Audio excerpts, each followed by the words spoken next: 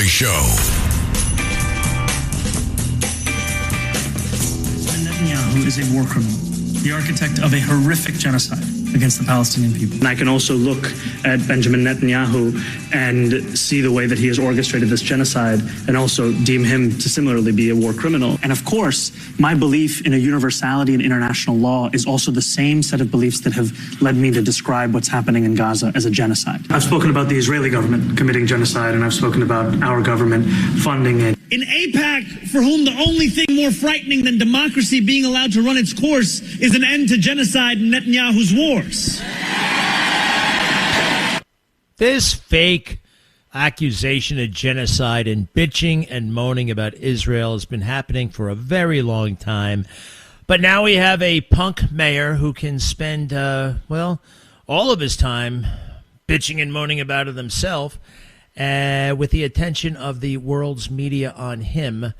And his words are having a devastating effect, all right? Jews are being targeted on the streets of New York City like I don't think we've ever seen this before, ever. Not in New York, not in America.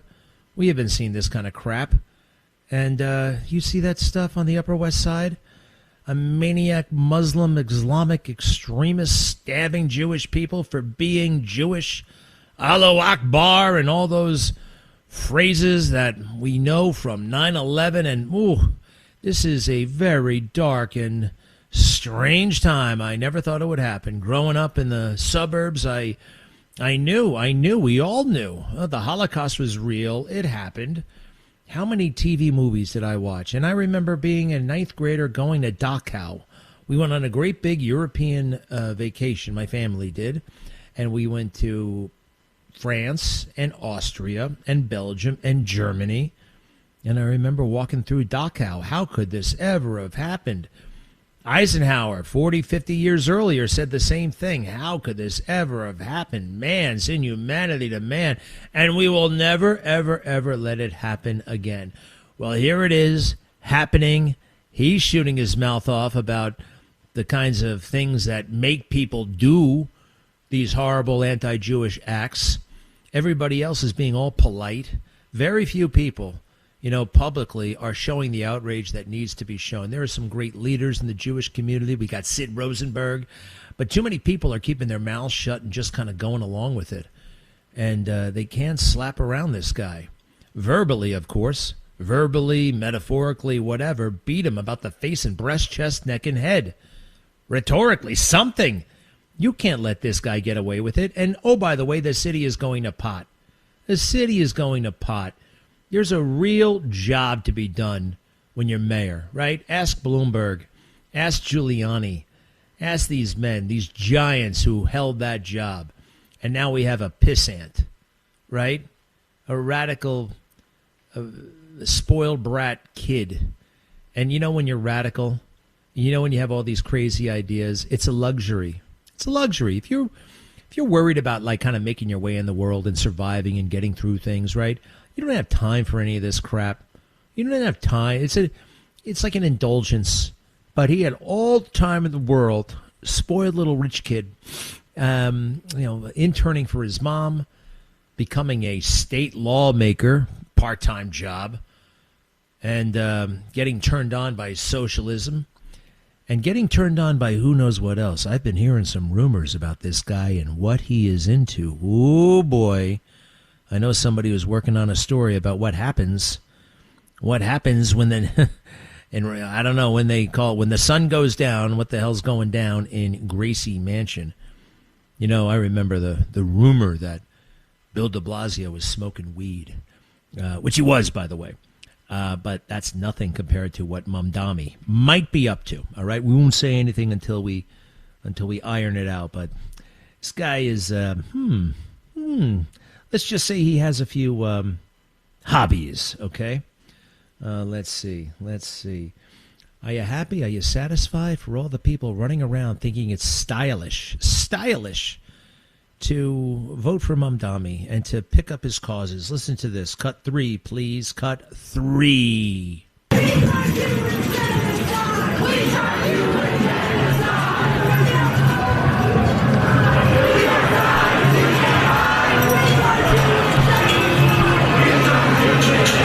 Genocide.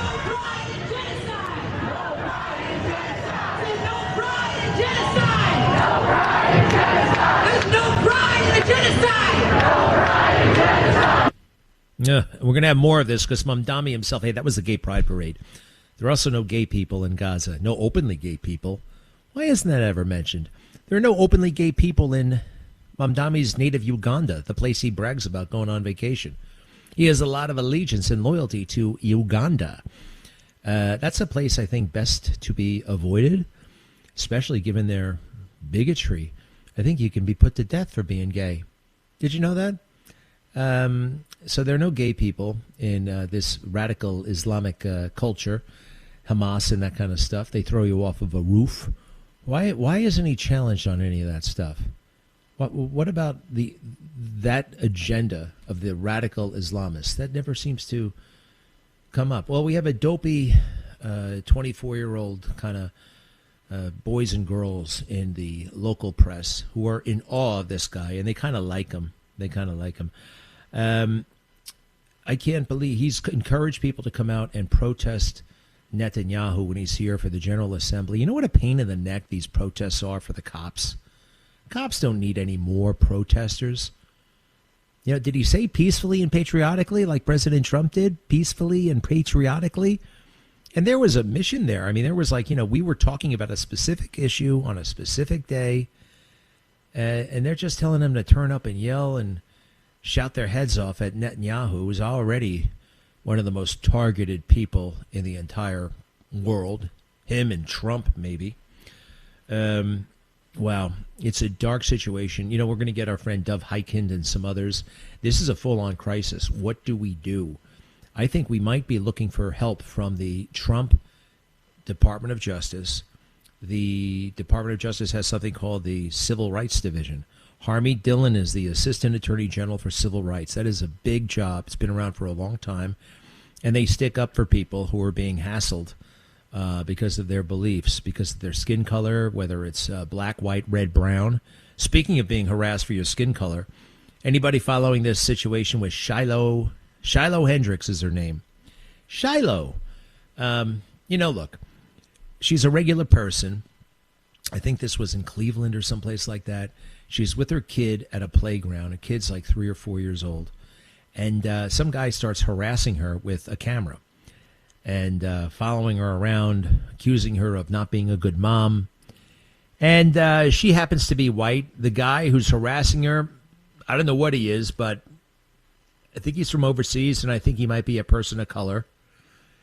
And the N-word starts flying around. Now, he starts it. The N-word. This happened, a year ago? Anyway, she was on trial today for using the N-word. It's a word that I hear in every song. I hear it on the street. I hear it everywhere. I don't say it. I don't want to say it. I don't have a need to say it. But if I did, should I be arrested for that? Listen to this. This is the moment in the playground. She became something of a folk hero. I didn't really get it at first. Now I kind of get it. Shiloh, you shouldn't have said the word. But then again, this guy's yelling it at your face. Who cares, right? She certainly shouldn't have been arrested for saying N-I whatever. You can't get arrested for that when someone's calling that to your face. Listen to this. Cut 16, please. Did you call him a child? Did you call the child the word? It is my own business. You call him a... Okay, why don't you have the boss to say it right now again? Okay. All right, that's what you say. Nobody digging to your That little kid, you call him a... The little child? Are you about to hit him? You chase him here? He took my son's stuff. So that gives you the right to call the child, 5-year-old, and the N-word. If that's what he's going to act That's like. what you're going to call him. That's what he's going to act like. You know, that's a hate speech. And you can be recorded for that. I don't give Huh. Okay, we'll see about that, what the internet has to say about you. Well, they arrested her. Again, I don't like the N-word. I don't want to say the N-word, but that guy's saying the N-word like crazy. He's saying it all over the place. I hear any comedian who happens to be a certain color saying it all the time. Louis C.K., I notice he's white. He uses that word almost for shock value. Again, I don't like it. I don't think that, I don't know. I don't want to say it, but she said it, and I don't think she should be in jail for saying it. Her name, Shiloh Hendricks, and they had a trial. They had a trial. This happened in Rochester, Minnesota. So let's see here. A woman who called a black autistic child a racial slur last year has been found guilty of one count of disorderly conduct and not guilty of another. The incident, which occurred at a playground in Rochester in April of last year, was caught on video by a bystander and went viral. Well, that guy wasn't really a bystander. He seemed to be a participant. Shiloh Hendricks, 37, called a then 8-year-old boy the N-word after he allegedly reached into her diaper bag at Roy Sutherland Playground in Soldiers Field Park and took an item. She then began cussing at the bystander, who is black, hurling the N-word at him as well. I don't think he's black. I think he's South Asian, by the way. The incident prompted Rochester City Attorney Michael Spindrell Craig. Okay, right there. I can tell he's a liberal, right? Hey, look, again, I'm not... if you use the N-word, I think you're a jerk, and I think you're ignorant. I don't think you're a criminal. Let's see here. But, Michael Spindler Craig. What the hell kind of name is that? Is he married to a dude? Kind of like, who's the Manhattan Borough president? Hoylman Siegel. I personally don't care. I only know this because he won't stop talking about it. He also won't stop bringing his children to Drag Time Story Hour with with the drag queens. How about that one? Okay. So they filed charges, 2 counts of disorderly conduct, one involving her words and behavior toward the child, and the other involving her words and behavior toward the man who videotaped the incident. Can I hear it one more time? Because I'm pretty sure that guy says the N-word first. Would you do that again? The child? Did you call the child the word? It is my own business. You call him Okay, why don't you have the balls to say it right now again? Okay. All right, that's what you say. Don't go digging through people's Nobody digging into your A little kid just did, you dumbass. That little kid, you call him the little child? What, he acts like one is gonna... Are you about to hit him? You chase him here? He took my son's stuff. So that gives you the right to call the child, 5-year-old, and the N-word. If that's what he's gonna act That's like. what you're going to call him. That's what he's gonna act like. That's a hate speech. And you can be recorded for that. I don't give Huh. Okay, we'll see about that, what the internet has to say about you. Oh, yeah. You're going to cyberbully her. Put her up and see what happens. And then this regular woman who's having a bad day, it sounds like some kid tried to steal stuff from her, goes, internationally global viral. Everybody knows everything about her. That guy was taunting her. I saw the video. I saw that when it came out. He's taunting her. He's following her. He's looking for trouble. He's a troublemaker. One of those other words that we never have we never talk about that anymore, troublemaker. I remember I had an issue with a guy at work this was a long time ago, and, he was a troublemaker. I'm like, yeah, you're right, he is. And I just hadn't heard that word since, 1976. It used to be a thing, and it was frowned upon. Now everybody makes trouble wherever they go. All right, so she's found guilty related to her behavior toward the man who videotaped the confrontation. I just heard her. She sounded okay. Hendricks was sentenced immediately following the verdict, ordered to pay a $1,000 fine, placed on probation, and ordered to complete community service. She initially faced 90 days in jail, but will serve no jail time unless probation is broken. Her defense attorney said they're going to appeal the decision. I think it's pathetic, Brian Carula said. Good for him. I think it's sad. I'm shocked. Good for him. Sometimes they have to say, well, we respect the jury's decision. We are disappointed in it. In a statement, let's see, the Rochester City Attorney. Ms. Hendricks, you should run for Congress, for crying out loud. Everybody needs to lighten up there. Don't say the N-word, but you can't get criminally prosecuted for saying the N-word. If you did that and you went to certain neighborhoods, half the country would be in prison. We'll be right back.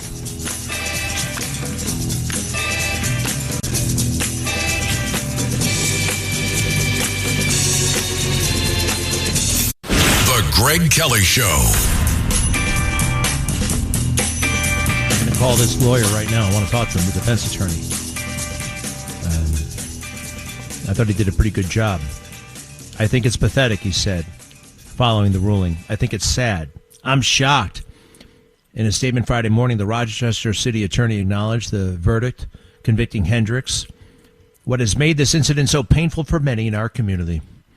Ms. Hendricks fully admitted to her hateful and racist conduct. Let's see here, toward a child with a disability and others. She's not supposed to diagnose that kid instantaneously. What the hell does she know? I can't tell. She couldn't tell. Leave him alone. Leave her alone. I think this is awful. Let's see here. The jury deliberated for 9 hours. 9 hours after hearing closing arguments in the trial. Dragged on in fits and starts. Let's see here. All kinds of skirmishes between defense attorney and the prosecutor. It was like I was fighting the prosecutor and the judge, Karula said late in the evening outside the courthouse. It was like I'm taking on two parties at the same time, the judge and the prosecutor. It was very bizarre. He pointed to testimony from the boy's father, Cherie Jamel, law enforcement officials who interviewed Jamel, and the bystander video that he said painted a clear picture. Hendricks chased the boy after he took something from her bag. Hendricks called the boy the N-word, as well as the man who started videotaping the incident, and that Hendricks appeared angry and poised to become physically aggressive with the child. Well, poised, how do you ascertain poised, right? And poised and action, that's very, very different. Screaming at the child, her demeanor, her language, all speak to all of this. All of those are appropriate for your consideration. In his testimony, Jamil said his son has a history of running away and taking things that don't belong to him because he's autistic. As a result, the child wears a law enforcement-issued GPS tracker that helps police find the child when he runs off. During the trial, Karoulis argued that Hendricks' choice of using the N-word was a bad one, but there's a difference between something being morally wrong and something being illegal. Absolutely. Absolutely. The nature of this case, the fact that the government has decided to prosecute speech, that makes this anything but a typical disorderly conduct case. All right, it's being appealed. Shiloh Hendricks. Shiloh. Very attractive woman, by the way. And she looks even better in court. I saw her on a bad day when she was all haggard and, running around chasing a kid in a crummy playground. And she looked pretty good there. She looks great in the thing. Again, no N-word. No N-word should be uttered. But when it is uttered, as it unfortunately is pretty much every second of every day, certainly in this city by a lot of people, what are you going to do? What the hell are you supposed to do? You know who I really, really love these days? Elon Musk. When President Trump is done being president, I want Elon Musk. I guess he was born somewhere else, so he can't be president. We should figure something out about that, huh? This is Elon. And Elon stands for stuff that is not, it just makes sense. Did you know that Elon Musk, the richest man in the world, he says his child was stolen from him because of woke ideology, because of that woke crap, that woke and transgender nonsense. He is now a transgender, what would you say, daughter? It's a boy who wants to be a girl. And that doesn't happen. That just doesn't happen. That's a societal contagion, manufactured, man-made. Cut 17, Elon. Give her hell. Environment, particularly on social media, fostered by the kinds of things you are pushing on X, actually helps this, makes it worse. I don't think so. I think you're the problem, the media. And speaking of loathing, you're loathed far more than I am, and you don't seem to even realize that. I think very few people know who I am relative to you, so I don't think I play in the same game. The media collectively. So, I mean, you're hated. Do you even know that?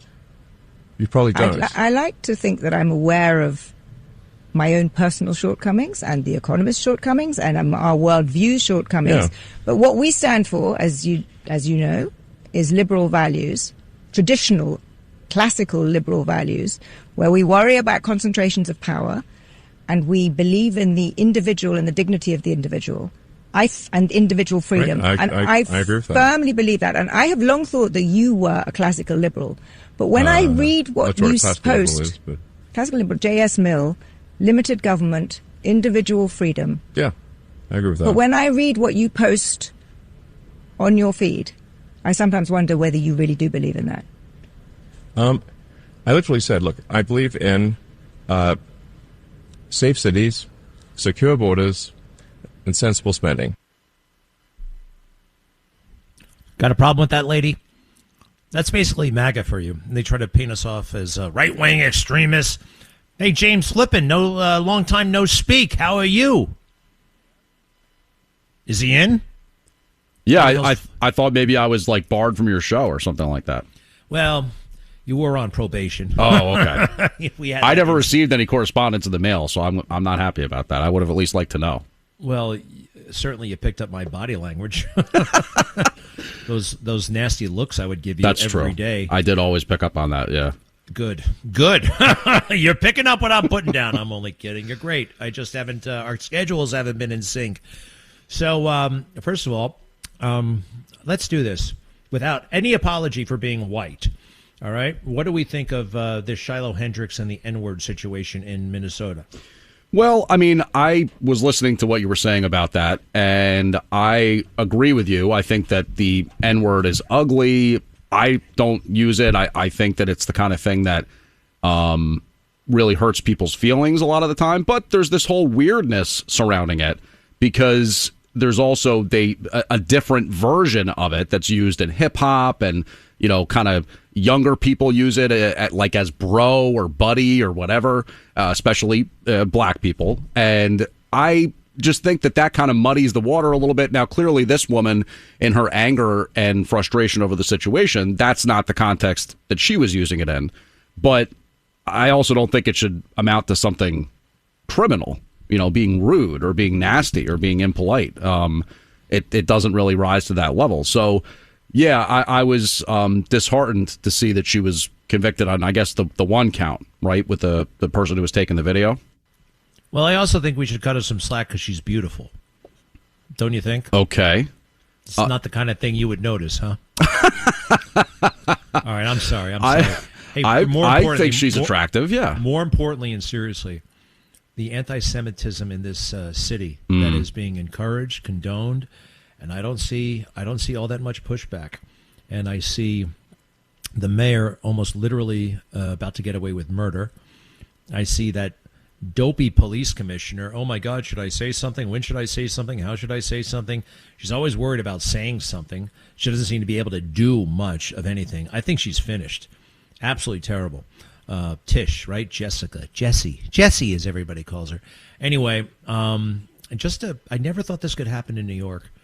And Times Square, these maniacs running around saying awful things, and sometimes in Arabic, and Jewish people being harassed for being Jewish. It's a very sad, terrible moment, and we gotta do something. Well, something must be done. I don't know what the hell it is. Do we fight back? Do you have patrols out there? Because too often the police seem inhibited. What do you think? We're doing something, man.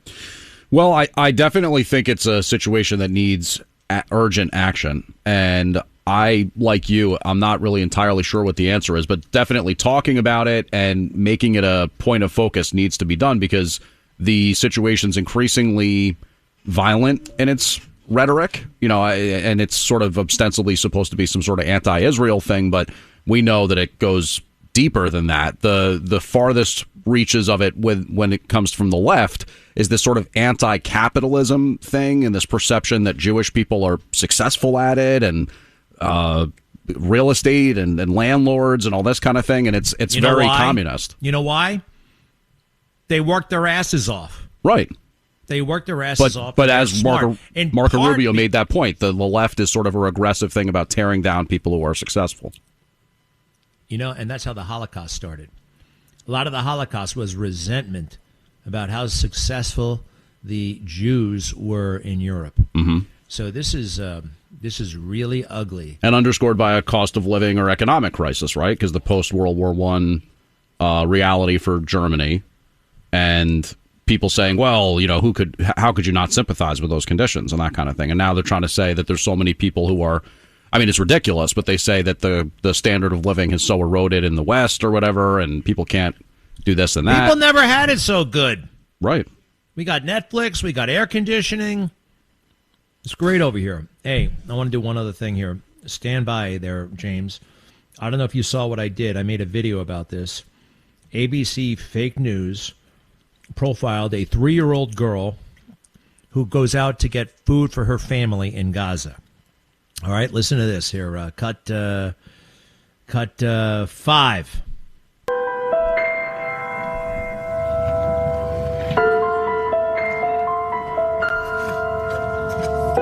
Armed with a pot the size of her head, 3-year-old Wad Qasim walks a now familiar route. Beautiful little 3-year-old girl. 3-year-old girl. Did you hear that? A pot with the size of her head. She's got a great big pot. And she's walking. She's walking. Listen to, she walks to like the food bank, okay, where there are about 100 people. Cut 7. This scene's still common in Gaza, even 9 months after the U.S. brokered a ceasefire. And there's all kinds of pushing and shoving, okay? But she gets food. She gets a big pot of food. And listen to this. Cut 8. Wad becomes lost in the crowd despite her efforts.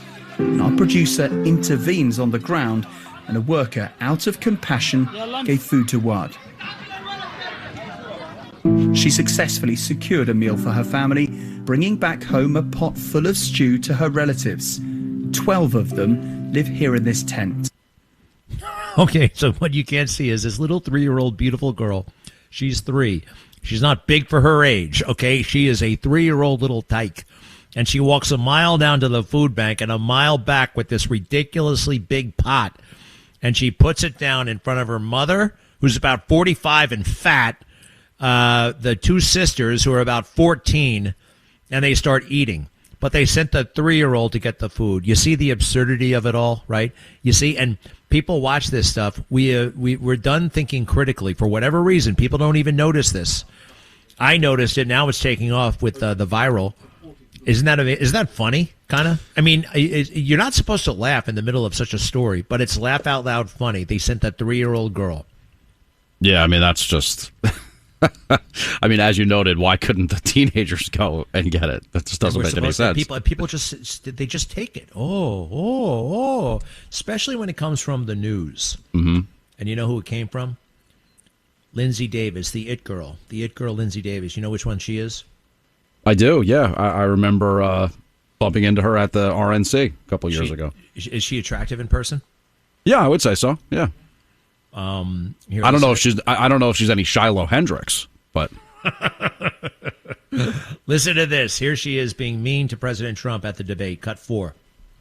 For 52 years, they've been trying to get Roe v. Wade into the states. Each individual state is voting. It's the vote of the people now. I did a great service in doing it. It took courage to do it. There is no state in this country where it is legal to kill a baby after it's born. You know, one of those instant fact checks. Fact check. I'm going to fact check the president there. She's a snob, and she anchors that show, Lindsay Davis. But she is attractive. Happens to be a person of color, which is very, very hot over there at ABC News and Disney. All right, so how you doing otherwise? Good? Yeah, everything's pretty good. It's a beautiful day in the city, which is nice. We're finally going to have a dry weekend. So, looking forward to some time outdoors. What the hell are you going to do outside? Yard work. I got a lot of bark to clean up. Are you serious? You're too young for that stuff. What does that mean? It means that's like, that would wait until you're retired. When you're retired, your knees and your back, you're like, oh, I'm going to just hire somebody to do it. Yard work. And I like landscaping. It's relaxing. I'd rather go to an algebra seminar. I'd rather go back to the Well, that's grade. The difference between you and I certainly would not. I can't stand Knock algebra. Yourself out, man. He's going to be gardening this weekend. All right, James Flippin, we love Thank you, Greg. Finally, what the hell's the deal with LeBron James? What should I know? Oh, well, I mean, he's going to Philadelphia, so he signed a 2-year contract to join the 76ers, and they're definitely one of the top teams in the East now. And even though he's over the age of 40, he's still an effective player, so he's going to boost their chances. down there in the city of brotherly love. Is it a money thing? Why did he make the move? Why is he making the move? I guess he feels as though the Los Angeles Lakers had sort of, not given him enough of a chance to win another championship, and he wanted to check out another destination. All right. So that's where he's going, Philadelphia. Was he obnoxious about it like the last time? He he did drag it out some. Like even the NBA commissioner was like, "Come on, let's go here," because he's enough of a draw that they waited to set the schedule until they knew where he was going to go. You're going to take your talents to correct. Philly. Yes, to Broad Street. It's pretty close to New York, so he may show up here. Yeah. I do not like him. Well, and that's a rivalry still, the 76ers and the Knicks, and obviously the Knicks are the defending champions, so it could set up a big playoff series for sure. Well, I'm not talking about the basketball. I'm talking about he's anti-cop. Mm-hmm. He's always tweeting leftist stuff. Mm-hmm. And he's a little bit of a racist. Right. Yeah, I mean, I think that's fair. I don't know him, but it seems that way. But he's been one hell of a basketball player. Yes, all right. James Flippin. Thank you, sir. Have a good weekend. Continued. Enjoy. 800-848-9222. 800-848-9222. Hoping you have a more interesting weekend than him. Be right back.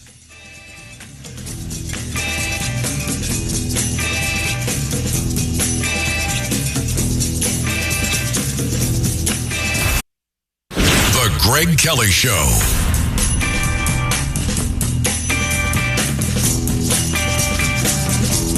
The whole thing is a hoax. It's put out by the Democrats. These files were made up. It's all the same scam. They could look at this Jeffrey Epstein hoax also, because that's the same stuff. That's all put out by Democrats. It was a hoax. It's all been a big hoax. It's perpetrated by the Democrats. You know, sometimes President Trump speaks in hyperbole, right? And but it is truthful hyperbole. It's always surrounded in truth. However, this is literally quite true. He's talking about Epstein. It is a hoax. It is a hoax! From beginning to end, everything you've heard about it is fake. 1,000%. Oh, my goodness. It's really wild. It's almost shocking. I have shown people this, and people are checking out my videos and whatnot. You're about to hear the voice of Shantae Davis. You may remember her standing next to Marjorie Taylor Greene and all the survivors on Capitol Hill.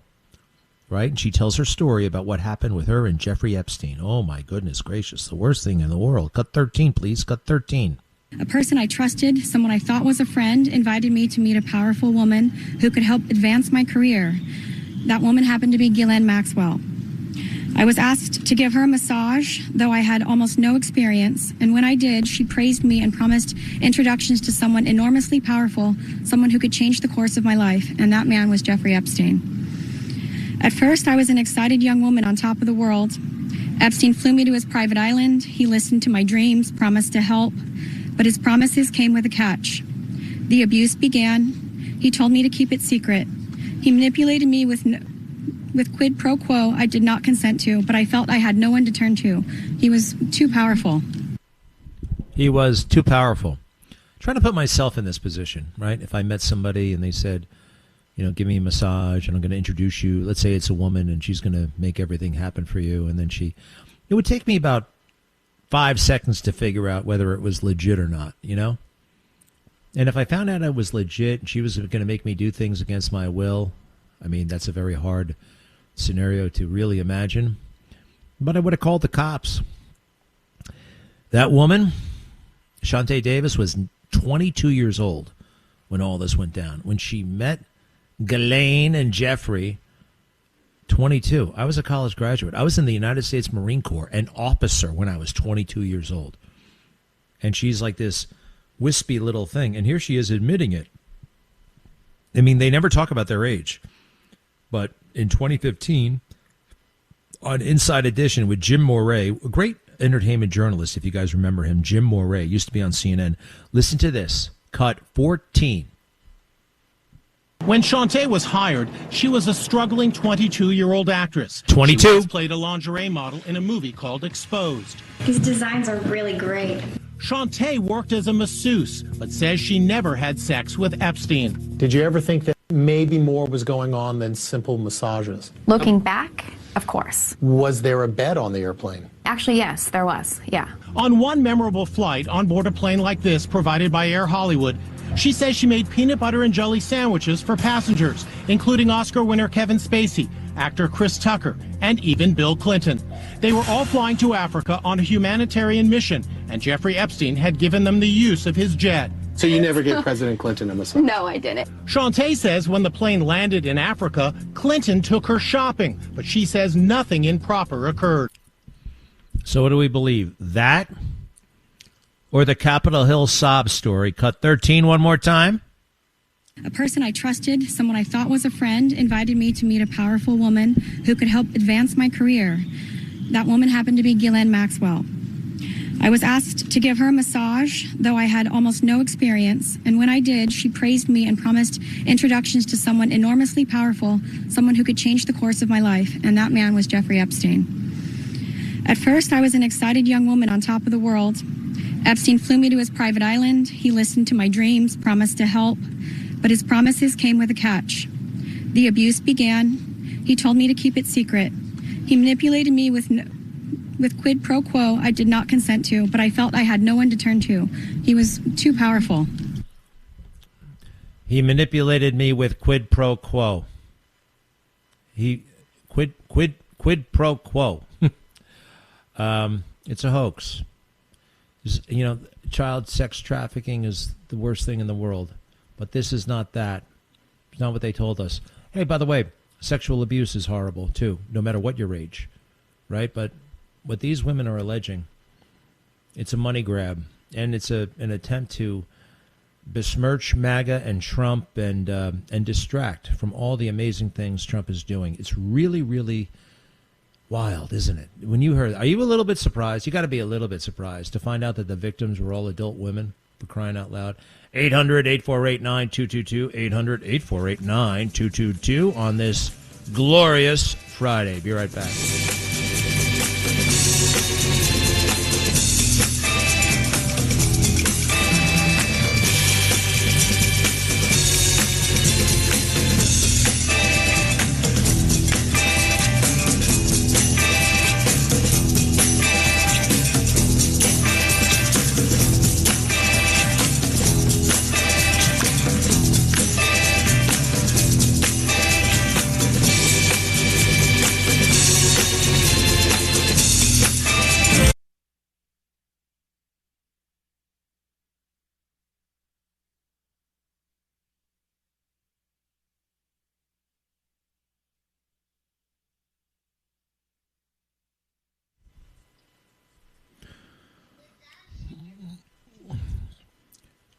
Well, we're back. Hello. I know I get a lot of hate when I point out the truth about Jeffrey Epstein. Probably a total creep, but not the mastermind, pedophile, sex trafficking king of the universe. Every single victim I found so far was an adult. When they met him. 21, 22, 25 years old. Something really stupid about the entire thing. And if you're mad at me for saying that, for pointing out something that I know to be the case, well, I'm getting it from a pretty, well, actually, I'm not getting it from him because I've done the research on the ages of these so-called victims. But the overall situation with Jeffrey Epstein was called very, very early on by an individual by the name of Trump. Cut 12. The whole thing is a hoax. It's put out by the Democrats. These files were made up. It's all the same scam. They could look at this Jeffrey Epstein hoax also, because that's the same stuff. That's all put out by Democrats. It was a hoax. It's all been a big hoax. It's perpetrated by the Democrats. He wasn't wrong. And it's wild. You know, that's the thing I learned a long time ago before anybody else, when he came down that escalator, and I was trying to do an impression of him. For October of 2015. It was Halloween. And I could do the voice, the voice wasn't the hard part. It was like, there's something about this guy that's totally different. What is it? I was talking to my friend Mark. He said, he's always right. And I'm like, that's it. He's always right. It's always the truth. He is always proven correct. No, what about this? What about that? What about this? What about that? What about the Ukraine war? I think he's going to broker that deal. It didn't happen the first day. You know, when he makes something, when it doesn't happen, he acknowledges it. He'll say, I thought that was going to be easy. Turned out to be the hardest one. It turned out to be the hardest one. And it is the hardest one. But the essence is truth. He always nails it. And I'm proud that he's our president, and I'm proud to be his friend. It's a really special, unique time for me and this country. And we need somebody of his caliber and strength. It's surprising that we don't have more of them to put this little punk in his place. And by punk, I mean Zoran Mamdani, punk, anti-Semitic punk, who doesn't want to work, has a big job with a job description with responsibilities from the garbage to the power to the cops to the crime, not venting about this anti-Semitism you've been toying with for your entire life, and now it's in full bloom. What does Benjamin Netanyahu have to do with New York City, affairs, City Hall?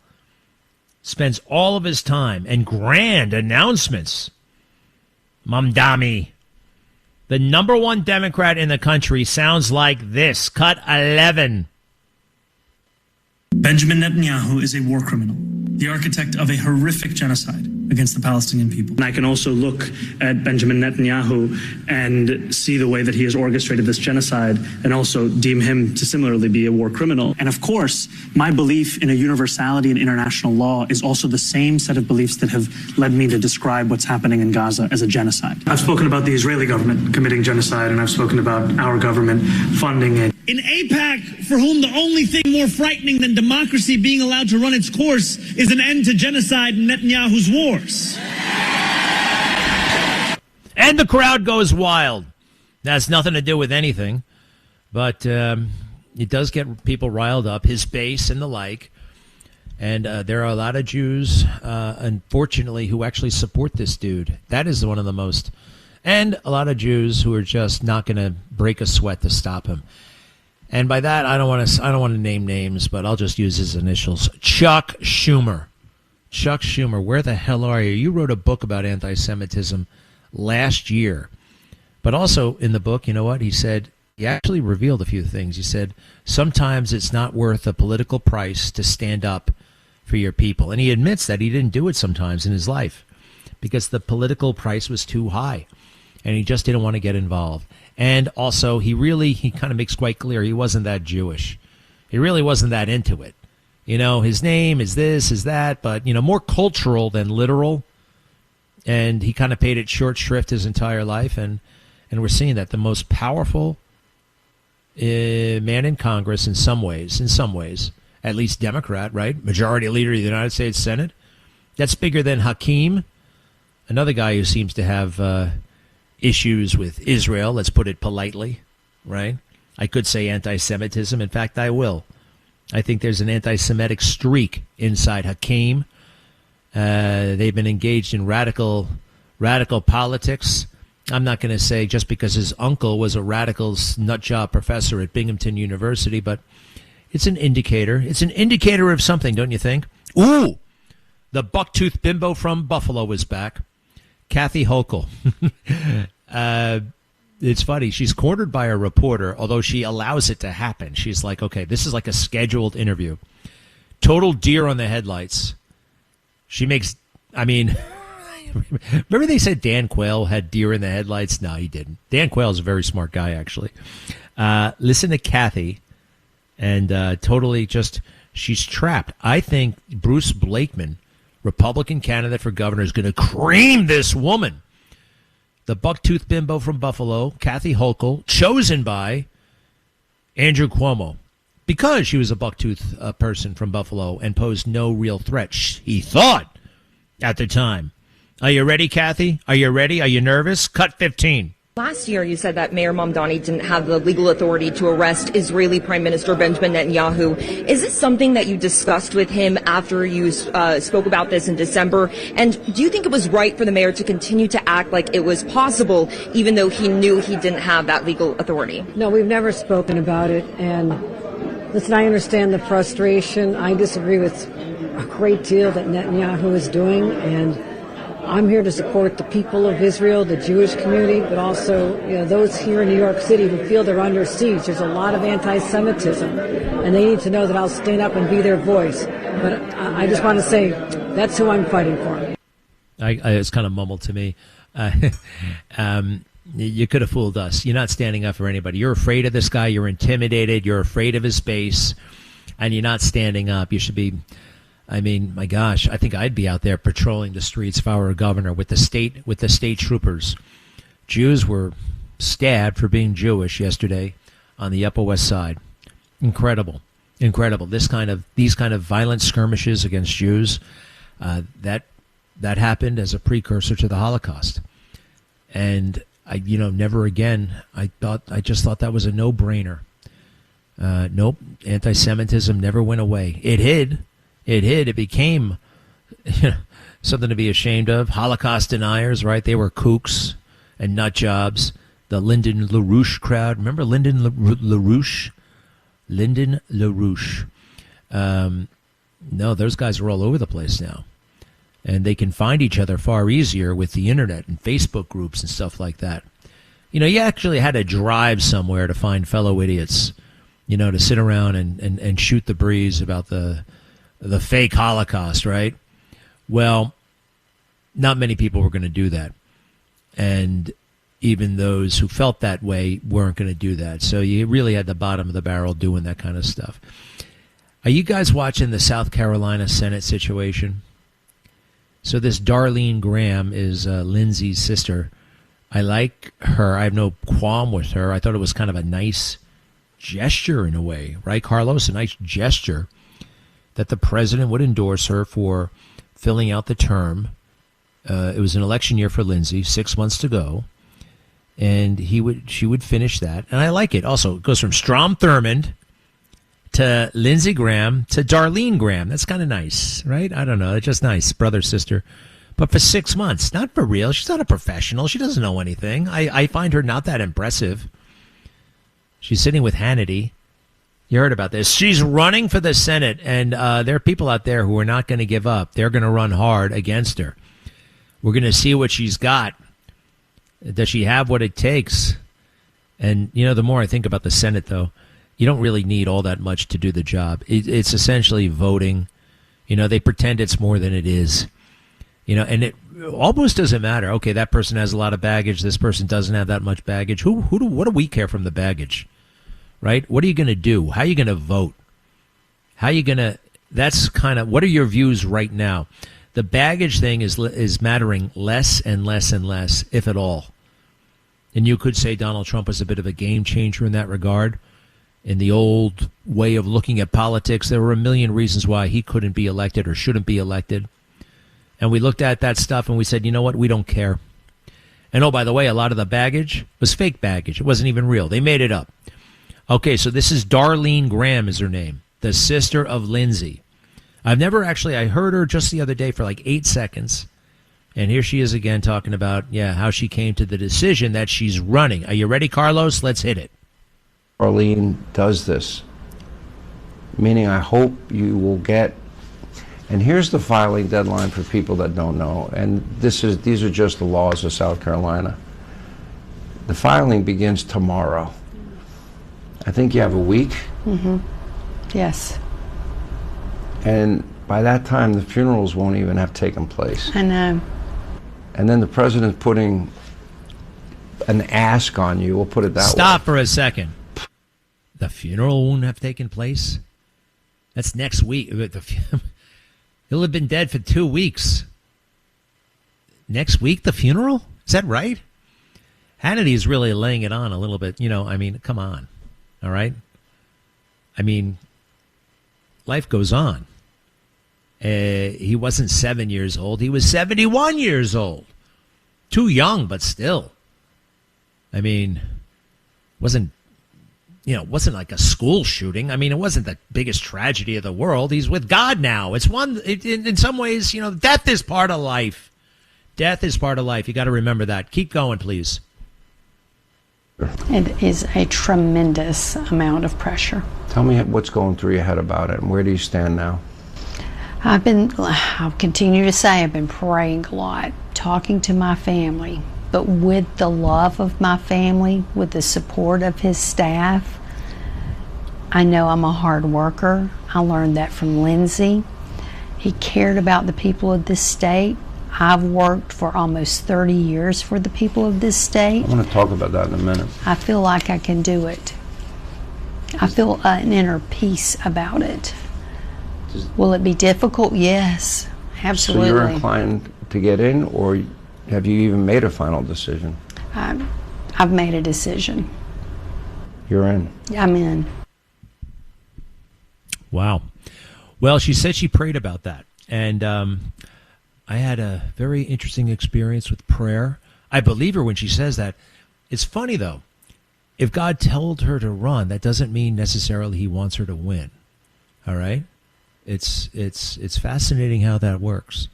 Maybe he wants her to run and lose.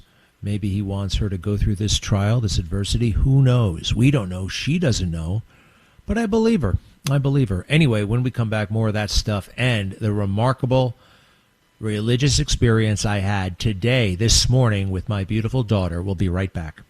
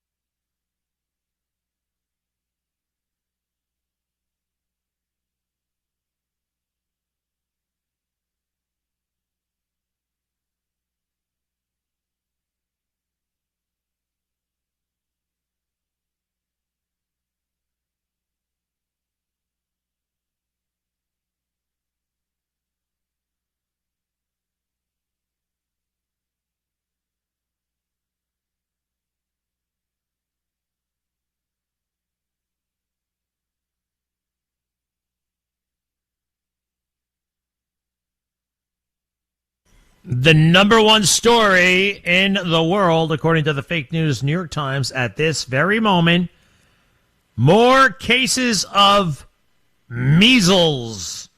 Measles in a country of 330 million. So far, are you ready for this number? 2,318 cases confirmed of measles. Oh my gosh, at this rate, we'll have possibly 5,000 by the end of the year. The measles. Dun, dun, dun, dun. The measles. Anybody ever see that Brady Bunch episode where I guess it was Peter came home with the measles? And then everybody got the measles. The Brady Bunch. Executive producer Sherwood. What was that guy's name? Simon Sherwood or somebody? Every episode of the Brady Bunch was filmed during the Nixon administration. Little known fact. All right, let's see what's going on in the Brady household. Yes. Hi. Peter. What are you doing home from school? They sent me home. Measles. That's either measles or a strange case of red freckles. You have got a temperature. They told me 101.1. What's the record? Never mind. Oh, are you sure it's the measles? Well, he certainly got all the symptoms. A slight temperature, a lot of dots, and a great big smile. A great big smile. No school for a few days. Say hello to my dotted son for me. Tell him I'll bring him some comic books, and I'll see you later, dear. Okay, honey, bye. Boy, this is the life, isn't it? Yeah. If you have to get sick, sure can't beat the measles. That's right. No medicine. Inside or out. Like shots, I mean. Don't even mention shots. Yeah. Measles, measles, measles. Well, all the kids have now had the measles. So have I. Well, I had them years ago. Looks like the Bradys are finished with the measles. Hold it. Alice! You're not through yet. Alice, don't tell me you're coming down with the measles. Oh, I hope so. I'd hate to think I was just learning how to blush at my age. Oh, Alice. You over the hill, old mule. I'm not saying that. They were always saying that. She was saying it about herself. Ann B. Davis. That Sam was some bum. You know what I mean? Fooling around with her. Wouldn't do the right thing. Always needed a date to that meat packers ball. The measles cases hit new record in the United States as vaccination rates wane. You know, I'm not opposed to vaccines. I believe in some vaccines. I also believe that's a choice. I also believe that there's complications from everything. Potentially. Aspirin. You tell 300 million people to take aspirin. Certain people are going to die.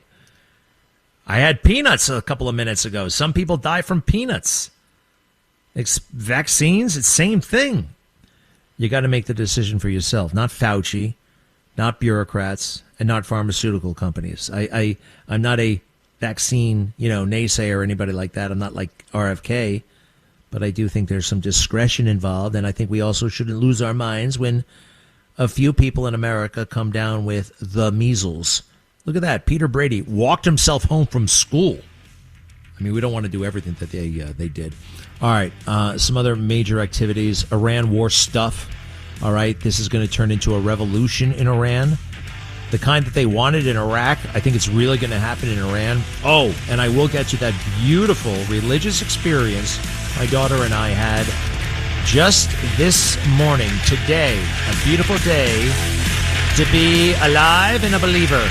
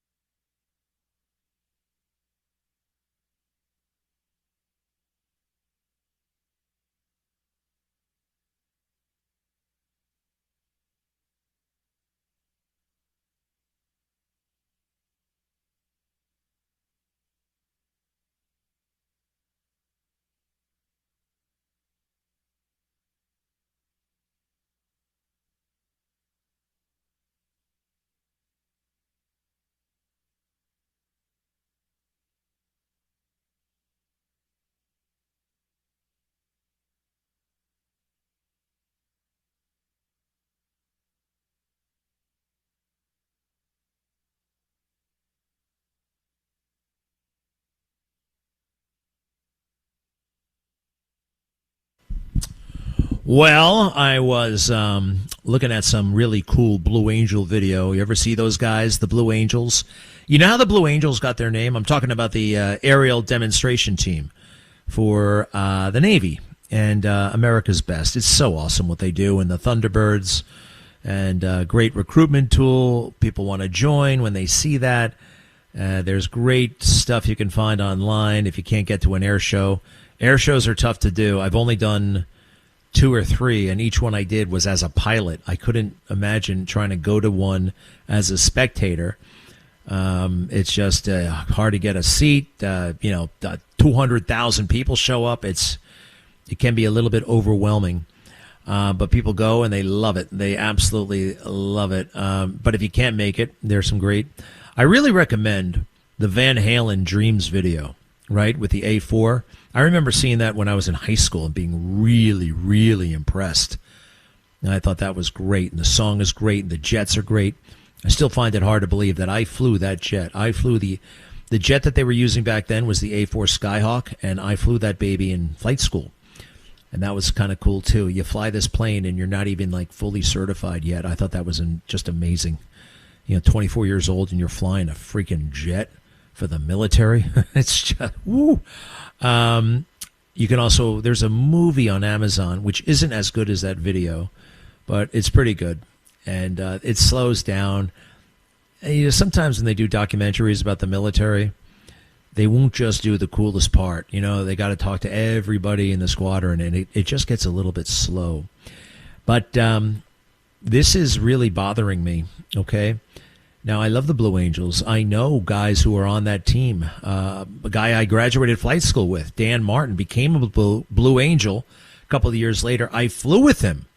I actually flew in a Blue Angels jet in the back seat.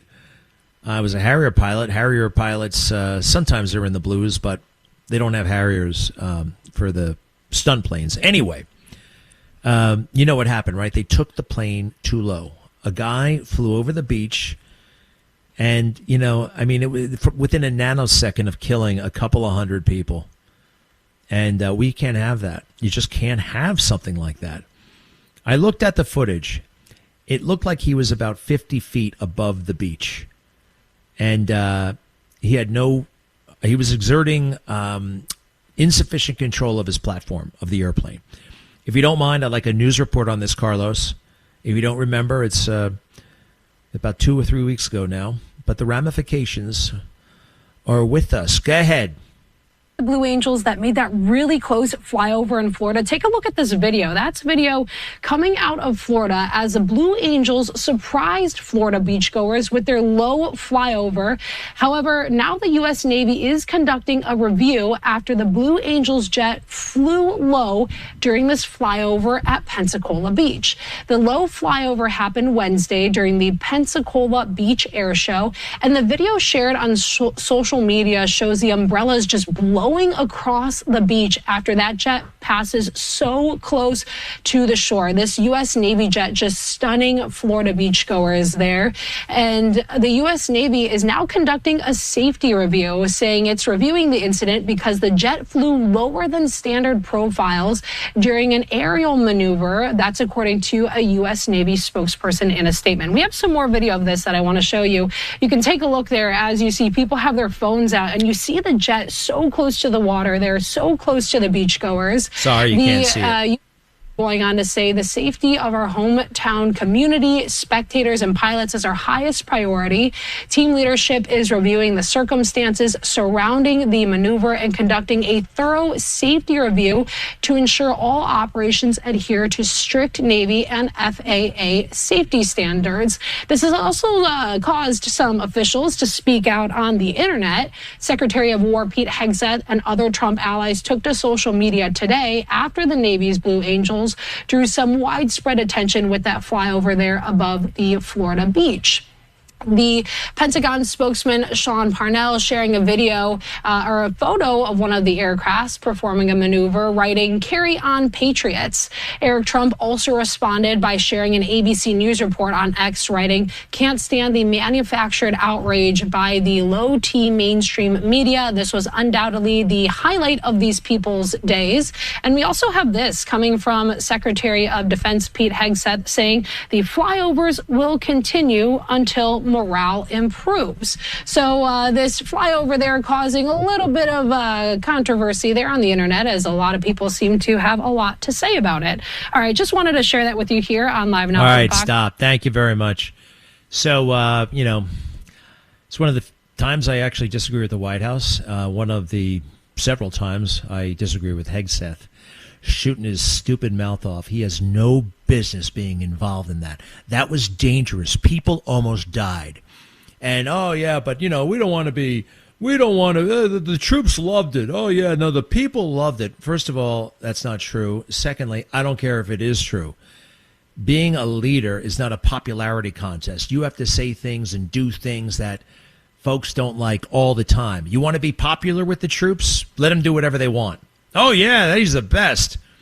See, we have a problem in the Secretary of Defense and his little minion there, sidekick, henchman, Parnell. They're politicians. Both have run unsuccessfully for the Senate and for the Congress, the House of Representatives. 4 losing campaigns between the two of them. At least 3, I think 4. Parnell definitely House and Senate. Hegseth, the Senate. You know, Hegseth ran for the Senate 14 years ago. This guy's always wanted to be important. Well, now that he is and he has real responsibility, he doesn't know how to use it. He's always thinking about what is popular for me in the moment.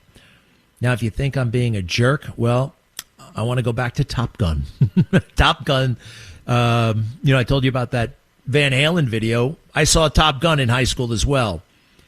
And I think everybody understands that there are certain rules when you have a great big fighter jet. Now, do you remember when Tom Cruise busted the hard deck when he was going after Chester? And he and Goose were so happy, they come back to the airbase and they do a flyby. A low altitude, high speed pass by the tower.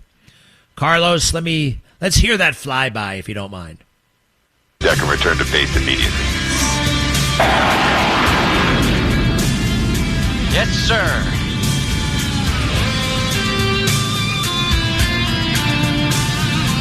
Here he comes. Tower, this is Ghost Rider requesting a flyby. Negative, Ghost Rider. The pattern is full. No, ma'am. This is not a good idea. Sorry, Goose, but it's time to buzz the tower. Whoa! 200 feet high. He's going to go right past the tower.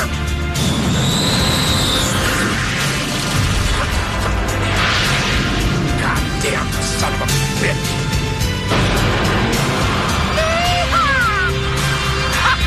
Great balls of fire. All right, stop. These flyboys really crack me up. All right, so that's kind of what they did with the Blue Angels the other day. Although it wasn't deliberate, it was an accidental flyby. The pilot flew that low by mistake. Okay? Now, I think everybody understands that when you have a job, there are certain parameters, certain standards, certain, things you got to do. And everybody has a boss. So after that stunt, and after going after Chester below the hard deck, Goose and Mav were in trouble. And they got chewed out really good and warned by their boss, the commander, a guy named Tom Skerritt, the actor. Go ahead with that, please, Carlos. Well, that'll just about cover the flybys. Follow me. They're in big trouble. Gentlemen. They're standing at attention. You had a hell of a first day. The hard deck for this hop was 10,000 feet. You knew it, you broke it. You followed Commander Heatherly below after he lost sight of you and called no joy. Why? Sir, I had Commander Heatherly in my sights. He saw me move in for the kill. He then proceeded below the hard deck. We weren't below 10,000 for more than a few seconds. I had the shot. There was no danger, so I took it. You took it. And broke a major rule of engagement. Then you broke another one with that circus stunt flyby. Lieutenant Mitchell, Top Gun rules of engagement exist for your safety and for that of your team. They are not flexible, nor am I. Either obey them or you are history. Is that clear? Yes, sir.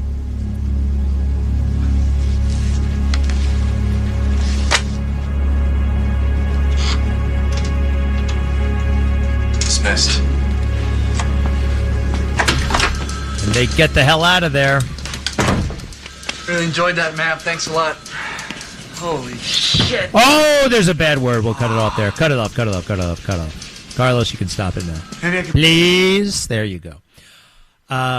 They went under 10,000 feet when they weren't supposed to, for crying out loud. And they got in trouble. They almost got kicked out of Top Gun. We have a Blue Angel going 40 feet above civilians on a beach. And those clowns, Hegseth and Parnell, say, "Carry on, Patriots. That was cool." We are declining big time, all right? Pete, stop being a politician. Pay attention to the mission, what you're supposed to be doing. I hope you're giving President Trump good advice. You know, I hear things that he's basically, sometimes I hear he's been edged out, right? He's the secretary, you know, of PT and fitness and uniforms and testosterone. But all the strategic stuff, the strategery, they go to Dan Kane on. I don't know if that's true, but could be. I have a suspicion that Pete is always chomping at the bit to go to war because it takes the focus off of his personal life and his mismanagement of that huge organization. All right, I have time. I want to tell you my personal prayer moment, or I guess you can call it a religious experience. So my daughter, every time she asks for a Bible story, we play one. I find one. There's a great podcast. We're on our way to camp this morning, all right? The big sister, little sister.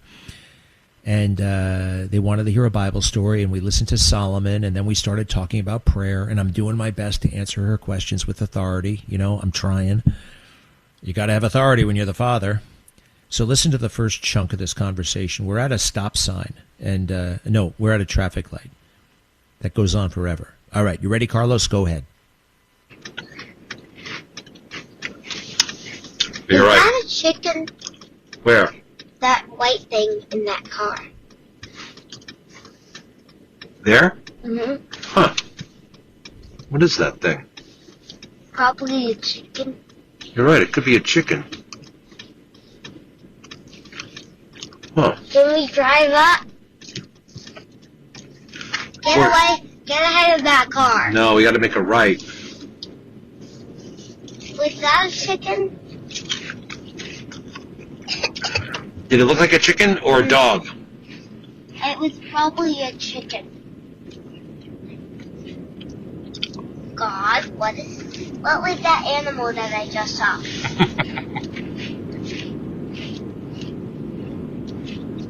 I still don't hear him.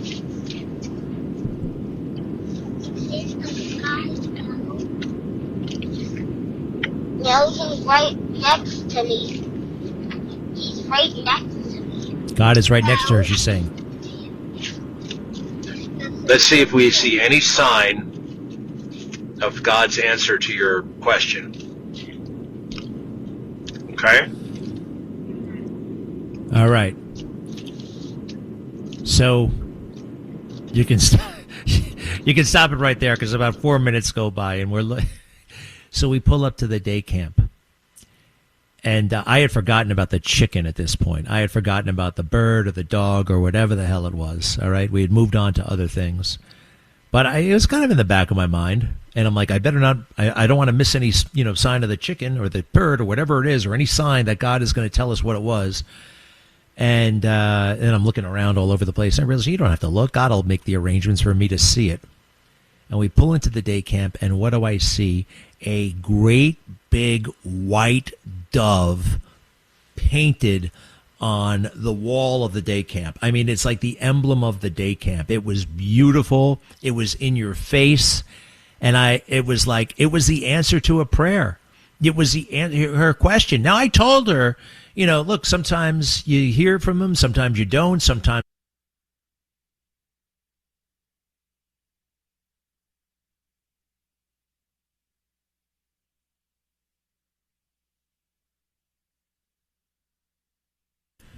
Uh, 800-848-9222, 800-848-9222. You know what I'm thinking about doing? Ernie Anastas used to do this. I'm thinking about giving away some of my ties. I have a lot of ties that I don't wear anymore, but I could never throw them out. They're just, each tie has a story. I don't want to keep them anymore. I don't wear them. They do take up room in the closet. And I'm kind of changing my wardrobe. I don't need as many ties as maybe I'll give them away. How did Ernie do that? Anybody want a tie? Should I do that?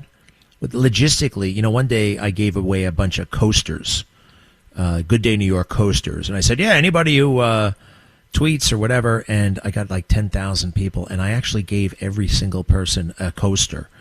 And it wound up costing a hell of a lot of money. And it was a hell of a lot of time. I did not think it through. The logistics were one big pain in the neck.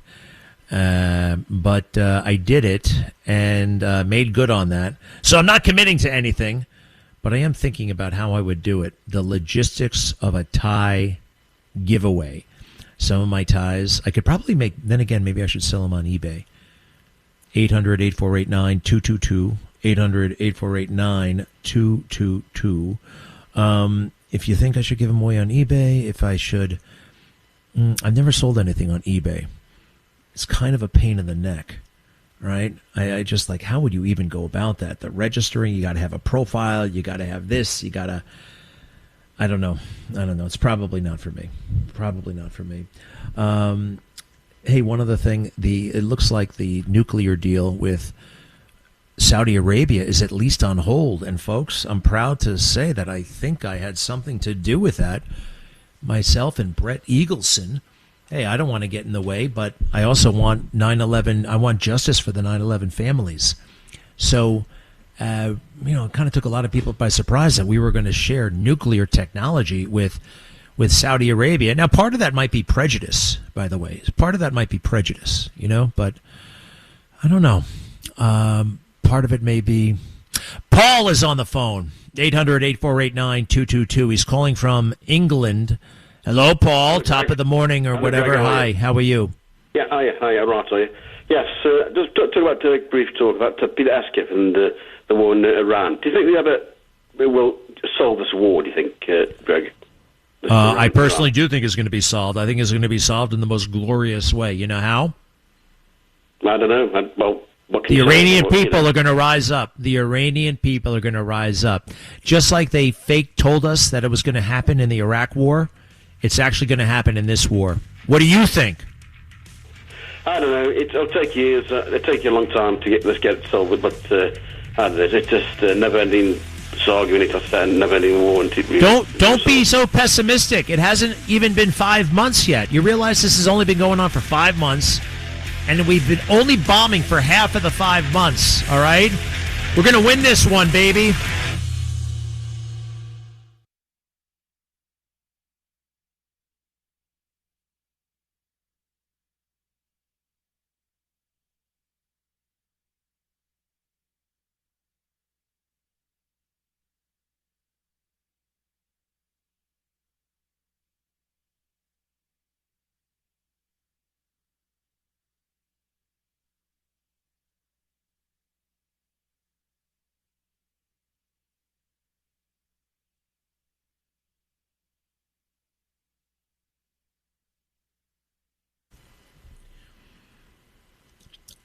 I'm kind of worried about Caitlin Clark. And one of these days, she could get killed on that court. They're beating her up.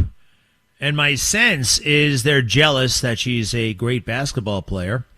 And the other thing I feel is going on, there may just be a, a racial component, okay? I think the black girls are, quite frankly, jealous of Caitlin Clark. All right? That's what I think is going on. I think it's a racial thing. And from choking her to punching her to tripping her. And, she's just sticking up for herself. She's gonna wind up getting the penalty because she sticks up for herself. But that's the least of my concerns. I feel like something bad could happen to her, really bad, physically. And, she's a superstar. Everybody is going to those games, watching those games because of her, and the amazing three-pointers and everything like that. She's supernatural, for crying out loud. Super duper natural. And now this USA Today thing is really, really, really. Now, granted, I don't like to get that upset about what people say. People say stupid things all the time. They say dumb things, and I'm just not, you're allowed to in this country. But it was very, very offensive what they're getting at here. And let's see here. Is this the one that has everybody upset? Now, first, do me a favor. Anybody can see that she's being abused on that court. You saw that thing when she was choked, and some of these executives and the commissioner of the WNBA, oh, you just don't understand our sports. Well, I don't think you understand life. Okay? Don't tell me I need to go to basketball camp and watch 10 seasons of WNBA to have an opinion of this. I know when a girl's getting beaten up. All right? And I know that, and I suspect, I don't say I know, because it's very difficult to get into somebody's, head and heart and understand what they're exactly feeling. But I suspect, just have a nagging suspicion that there might have something to do with race here, okay? All right, so this has come up. Republicans on Capitol Hill. I like this and I don't like it. You know what I mean? It's like don't you? But everybody weighs in on everything now. But I think this is enlightening, and that Abby Phillip, that she's getting more and more smug on CNN, acts like she knows everything, right? It's got this real Mother Hubbard thing going with her. Do me a favor, Carlos, go ahead and play that clip if you don't mind. Should the WNBA be doing more to protect Indiana Fever star Caitlin Clark? That's the concern from House Republicans who are demanding accountability for hard fouls that they call attacks against Clark. In a letter to the WNBA commissioner, they write, if discrimination or retaliation is occurring and creating a hostile work environment, we support any appropriate investigation by the Department of Justice, the Department of Labor, or the Equal Employment Opportunity Commission. They add that they are concerned about reports that suggest that the attacks may be racially motivated. You think that's funny? It's fascinating that Congress has decided to get involved in the WNBA's internal drama on the somebody's life. Fascinating. Or another word. Another word. What do you think? I think it's really, really disrespectful in so many different ways, because this is from people who, one, haven't watched sports, obviously, have never watched women's basketball. They're probably more so a fan of Caitlin Clark than the actual sport itself, or a fan of the Indiana Fever.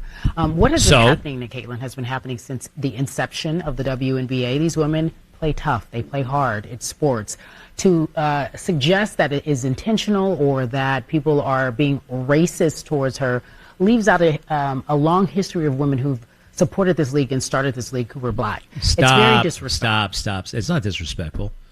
All right? No, that's exactly what I thought they were going to say. They say, oh, you don't understand our culture. You don't understand. No, I've been watching men don't do this to each other. I haven't seen any men, they don't target LeBron and choke him. This is unique. This is shocking. Nobody knows sports, quite frankly, better than Ray Kelly, my father. And he can't believe how they're treating her and the reaction from the league. So this is the WNBA letter, right? This is something else. No, this is a USA Today column that has some people upset. It looks to me like a liberal wrote it, and she's really wants to get down with the woke left. And the woke left doesn't like Caitlin Clark, okay? Even though Caitlin Clark, I think, at heart is a woke left person. Caitlin Clark was in Des Moines, Iowa, her hometown, on Thursday night instead of at WNBA All-Star Weekend. Turns out she was attending an event for the Caitlin Clark Foundation. That explains why the Indiana Fever guard was getting her hair done instead of walking the WNBA orange carpet on Thursday, July 23rd in Chicago. Clark's hairdresser posted photos of her wavy new do. Clark left a comment saying, "So free, you the best." Yeah, there's a picture of her hair. Clark was voted in as starter and will captain Team Spoon, named after Hall of Famer Teresa Weatherspoon, who is GM alongside fellow Hall of Famer Cynthia Cooper in honor of the league's 30th anniversary. Clark pulled in 1.2 million votes, fan votes, the second most in the league for her third career All-Star selection. Okay, so far so good. She will star alongside Las Vegas Aces forward Asia Wilson. Blah, blah, blah, blah, blah. Clark, who declined an invitation to be part of the three-point contest on July 24th, will have practice with her team on Friday morning. Chicago is a quick flight or 5-hour drive from Des Moines. All right, what's the issue here? Okay, Clark's long-range permission. She was named Eastern. Okay, she's disrespecting the team. Is that it? She's, it's not exactly she's like living it up. She's not exactly living it up in Des Moines. I'd rather be in Chicago than Des Moines. How about you, right? So this is kind of out there. It's a bit of a litmus test, you could say. Who's woke, who's right, who's MAGA, who's left. And I would like to... Have you guys ever heard of this Ryan Clark character? He gets fired mid-segment over there at ESPN. Talk about woke city. How did that place go so weird and woke? He's upset with Charlie Kirk. He's upset with Caitlin Clark. He's upset with everything. And he's about to get his ass fired. Ryan Clark on ESPN. First off, it's the second most ridiculous thing he said this week.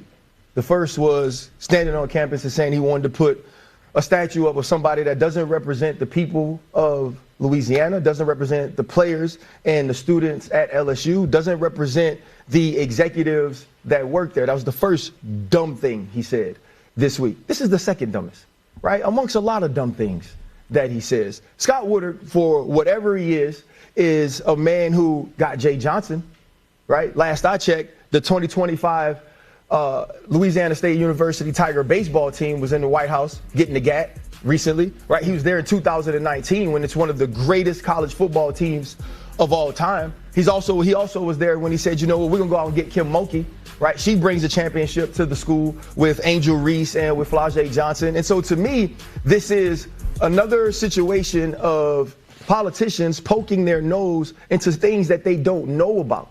And I honestly believe it was so he can get in front of a microphone and say, look at this connection I have to the president, and he likes to pick winners so he could placate to somebody he idolizes. You don't know nothing about football. There's enough going on in the state of Louisiana that needs to be fixed for its constituents. Well, I don't need you tweeting on Saturday night about what's going on in Tiger Stadium. There is too many issues happening right there under your nose that ain't got nothing to do with sports. Scott Woodard is a good man. Scott Woodard is a man that cares about LSU. In the greatest times, back in the day, he understood what it was like to be a part of a winner, and he's brought more winners back to the school. He didn't miss because Brian Kelly wasn't capable. He missed because Brian Kelly was no longer willing. Brian Kelly was no longer tapped in. Brian Kelly didn't care if the people of Louisiana cared about him, and he didn't care if the players knew that he cared about them. That's where it went wrong. Not in picking a man who was the winningest all-time coach in Notre Dame history. And so for me, it's emotional, clearly, and it pisses me off, but Scott Woodard deserves to pick the next head coach, and the governor should stay out of it. Hey, man, whatever. He's talking about Charlie Kirk. I have no problem with that. You don't have to love Charlie Kirk. Maybe he was giving the women a hard time or something like that, or the men a hard time. I'm talking about, office politics, that kind of thing. It wasn't anything he said. I didn't see anything there that was unreasonable. Carlos, did you? I don't like people getting fired or getting penalized for what they say. All right? It's words. Actions. Caitlin Clark getting punched, Caitlin Clark getting a concussion, the girls who are tormenting her and traumatizing her, inspiring who knows how many millions of women and girls behind all across the country. Isn't that kind of gross when they say women and girls? They used to say boys and girls, ladies and gentlemen, boys and girls. Ladies and gentlemen, boys and girls. I prefer that. It's somehow more respectful. It's more dignified. It's not weird. That's the way it's supposed to be. Speaking of weirdos, cut 3, please. Cut 3.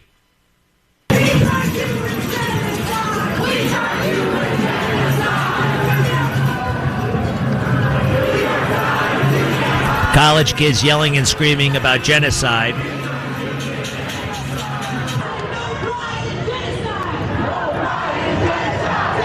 It's one thing if you're a crazy college kook, but the mayor of New York City is doing the same thing and telling people to protest. Cut 11.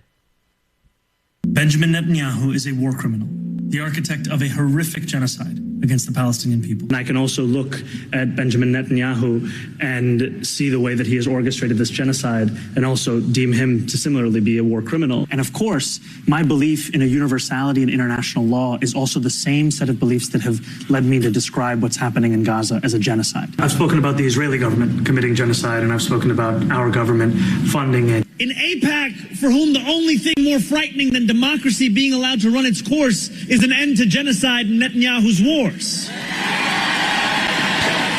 Gosh, I remember Ed Koch.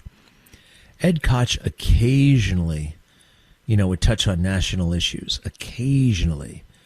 But he was too busy with the garbage. He was too busy with the daily news and the cops. The most, unmayoral thing he would do, he'd go to the movies. Remember that? He did movie reviews. He went to the movies. He'd rate the movies. And he also would talk about what was his favorite movie theater. Good God, I miss going to the movies. There ain't nothing to see anymore. I have no idea where the movie theaters are.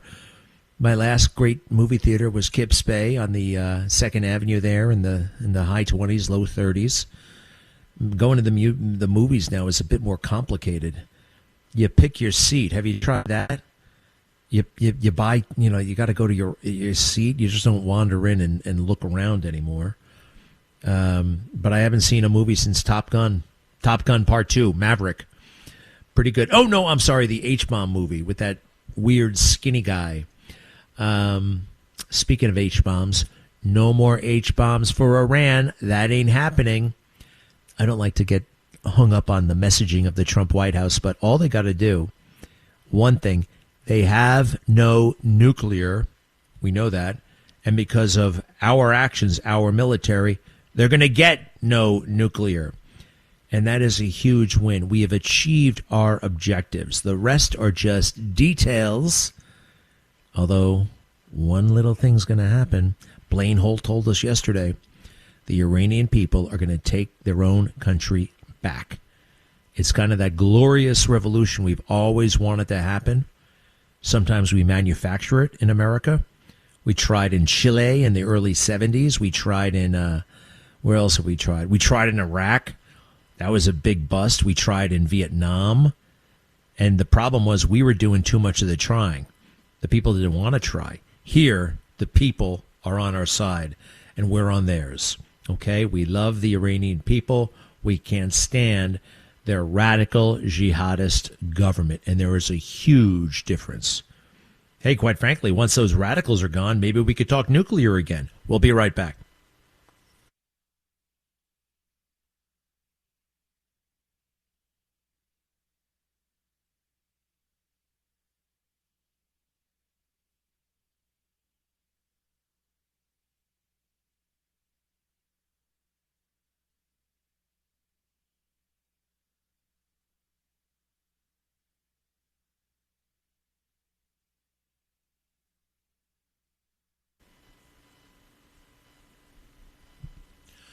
Hey, a quick update on my friend Bill Stevenson, who is in the joint, all right? He's in jail, suspicion of murder, charged with first-degree murder of his wife. I think the whole gosh damn case is a fake, all right? This is somehow a Biden operation to punish Bill for speaking the truth about Jill and Joe, how they met, and how Bill was the victim of lawfare for decades at the hands of Joe Biden. Now he's still in jail. We can't get him bail. It's a complicated, weirdo situation there. He's getting screwed by the Delaware system, and the Delaware system is Joe Biden.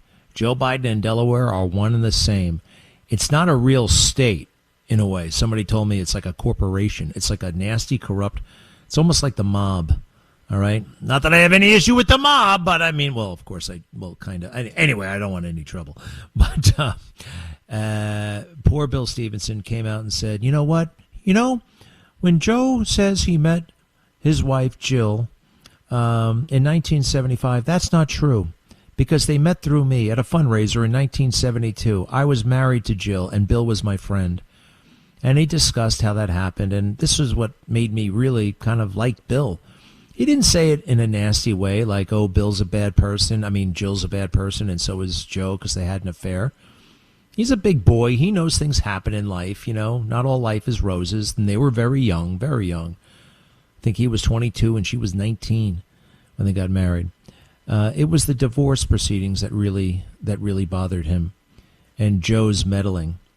And it also really bothered Jill, and I know that because in her book, she's still writing about a damn bar that my friend Bill owned all the way back 50 years ago.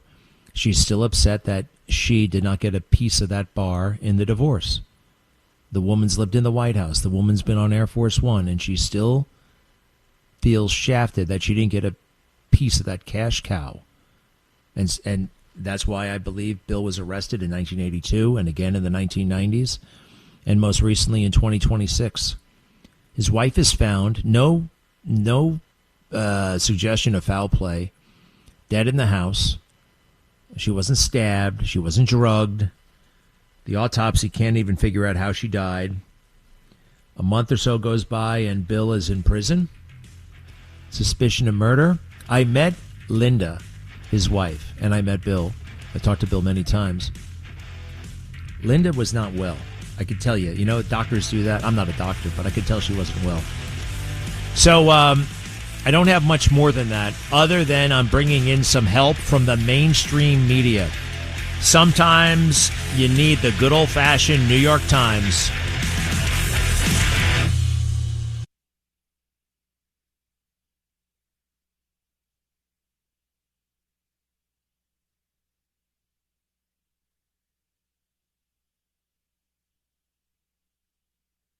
As to illegal aliens, we agree with you that we do not think the comprehensive health care benefits should be extended to those who are undocumented workers and illegal aliens. We do not want to do anything to encourage more illegal immigration into this country. We know now that too many people come in for medical care as it is. We certainly don't want them having the same benefits that American citizens are entitled to have. Stop. Anybody know that voice? Sound vaguely familiar? Actually, it doesn't sound familiar to me. But I happen to know it's Hillary Rodham Clinton testifying in the 1990s as First Lady of the United States. You may remember that she was involved in that healthcare task force. She co-chaired it. It was a disaster. It was very weird. Look at that. She could be MAGA. She could be MAGA. She absolutely could be MAGA. MAGA, in a weird way, isn't that political, I mean, we're just for the basic parameters that are enshrined in the Constitution, common sense. And you know who makes this case and actually points out the discrepancies and the contradictions between this moment and what we saw 10, 20 years ago with Democrats? Elon Musk. Elon! Richest man in the world, and one of the bravest men in the world as well. Sat down with The Economist magazine, and people love to read The Economist. I don't find it that good. I find the blurbs a little bit short. It's a woke British perspective. I don't know why people rave about The Economist, but this is the woman who runs it talking to Elon Musk. All right, we're going to hear a couple of chunks here. Oh, meanwhile, before the end of the show, 800-848-9222, 800-848-9222. Let's hear it. Elon and the British woman. You support not just the populist right, but the far right. In fact, very fringe parties in some countries. No, I support the normal people. Okay. what you call the far right falsely. You think is the normal person. Okay. Yes. Literally, you could go back 10 or 15 years, and these policies were completely normal. In fact, one of the tricks that I think is funny. One thing that's quite funny is to like take a speech from Obama and Hillary, and then go to someone and say, who's sort of on the sort of what I call the lunatic left, and say, what do you think of the speech by Trump? I'm like, oh wow, he's the worst person ever. Actually, that was a speech by Obama, or actually, that was a speech by Hillary. I agree. No, I agree that the center of gravity in this country has shifted. Certainly, the Democratic Party shifted to the left. But that's not what I'm talking about. I'm talking about people like Rupert Lowe. I'm talking about people. It's actually just normal people. It's just normal people. It's just normal people. And and here are the principles. And tell me which of these sound terrible. That we should have secure borders. That we should have safe cities. That we should have sensible spending. Which of those three are far right fringe? And I would like to just admonish you and the media for the absurd characterization of the far right. It is false and misleading and nonsense. Please keep this part in. We'll keep all of this in, but let me don't cut this part. Let me push back on that. Let me push back on that because you have nonsense. Elon, you have what is it? Close to 250 million followers on X. Yeah, you say things like, popular guy. Quote, civil war in Britain is inevitable. Just a question of when. On the current trend, yes. I mean, when were you last in the UK? A few years ago. Exactly. So I live there. I'm there the whole time. That is nonsense. You live a cloistered existence. No, I don't, actually. And the numbers also disprove what you say. What numbers? All the numbers about crime. London is a much safer city than any city in the United States. Violent crime in the UK is not where you think it is. In fact, it's coming down. You have painted, and because you have so many followers, so many Americans believe it, a kind of view that Europe and the UK are kind of, overrun with terrifying Muslim immigrants. There's rape on every corner. There's a sort of civilizational destruction. I haven't said any of those things. If you have a large and rapidly growing group of people whose beliefs are antithetical to Western beliefs, at some point there will be a reckoning. They will try to implement their views, and those who oppose it will oppose it, and that's what you call civil war. And obviously, this is the trend. And you absolutely do live in a cloistered existence. And if you'd like, we can go on a tour of Britain. Sure. I'd be very happy to come on a tour of Britain. And you will see for yourself. You come see my country that I live in all the time, and you haven't been to a few years ago. I've been there literally 100 times. But when was the last time? Literally a few years ago. You know why this exercises me? Because you have really shaped opinion about the UK. And so many Americans I come across and I have conversations with, and and I just had one the other day along the order of, oh, London's such a dangerous place. How can you know? There are sort of grooming gangs everywhere. There's violence everywhere. This is a picture that people get from things that you post or that are posted on X. And for example, you're posting for, 48 hours of Citizen Vigilante. That film, which, paints a dystopian. I've watched it. Yes. It was not fun. I watched it yesterday. It's not a very good movie. It's awesome. It also paints a dystopian picture of Europe, and it glorifies vigilante violence. It glorifies the murdering of a Muslim immigrant family. I honestly think that it is irresponsible for you to put that up on X. I think that it's a movie, and it's worth watching. People say that you're a racist. What is the motivation for doing that? Are you fomenting? My partner is she's half Indian, and and I have 4 children with her. One of them was named after a famous Indian physicist. So I would say I'm not racist.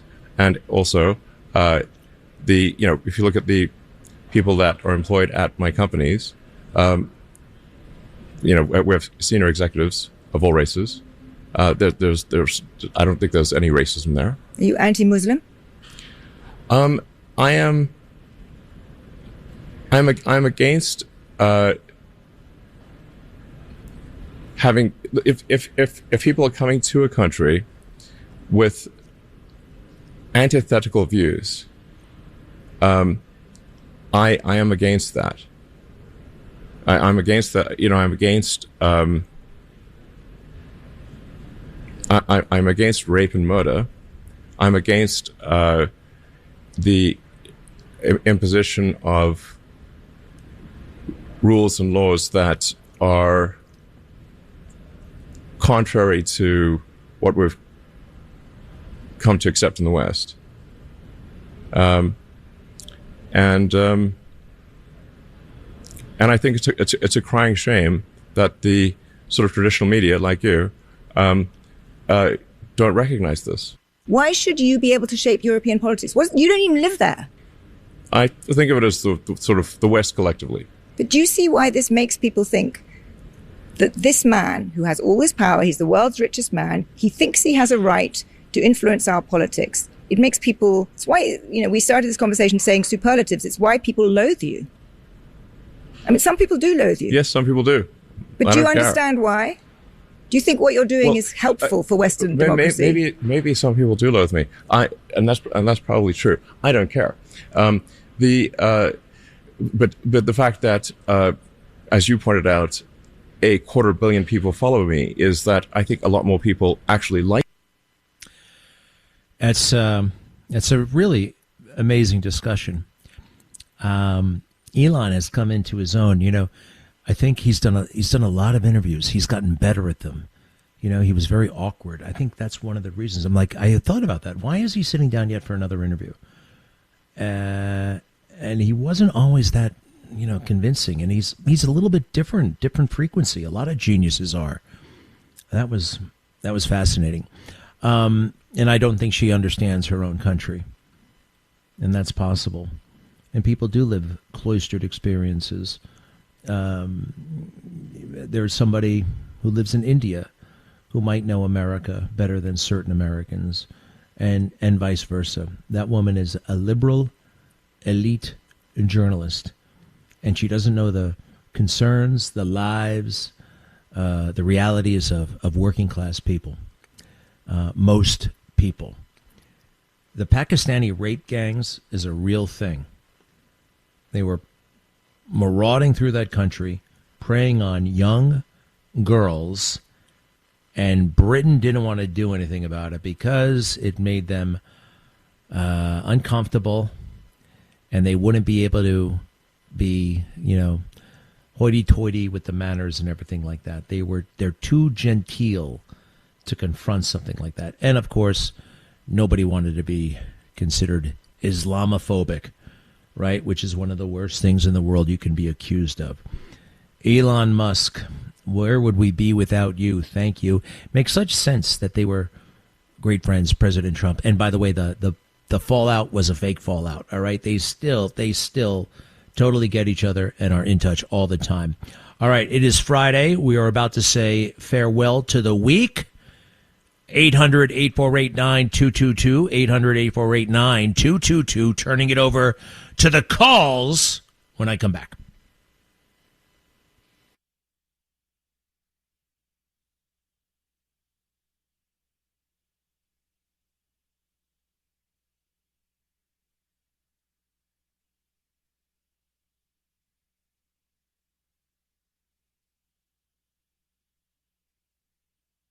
All right, we are back, and let's take a call or two. Lou, how are you? Hey, Greg. Pleasure. How you doing? Good.